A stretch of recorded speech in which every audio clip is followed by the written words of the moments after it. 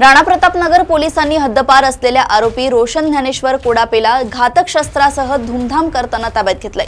23 जानेवारी 2026 रोजी द्रोणाचार्य नगर परिसरात आरोपीचे निरीक्षण करताना त्याच्याकडून एक लोखंडी चाकू जप्त करण्यात आलाय।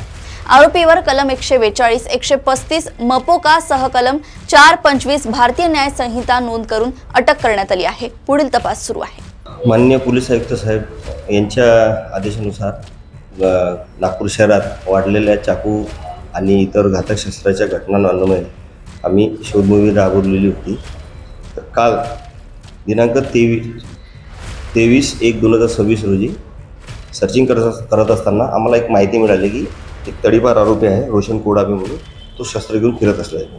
तर पोलीस स्टेशन राणा प्रतापनगरचे तपास पथकातील विशेष कुमार गुडेवार यांच्या टीमने त्यास ताब्यात घेतले असता ती चौक जवळील एका गल्लीत तो शस्त्रासह मिळून आलेला होता। त्याला ताब्यात घेण्यात आले आणि त्याच्याकडचं शस्त्र जप्त करणे असे 425 कलम भारतीय हत्यार कायदा आणि 142 मपोका त्याच्यावर कारवाई करण्यात आलेली आहे।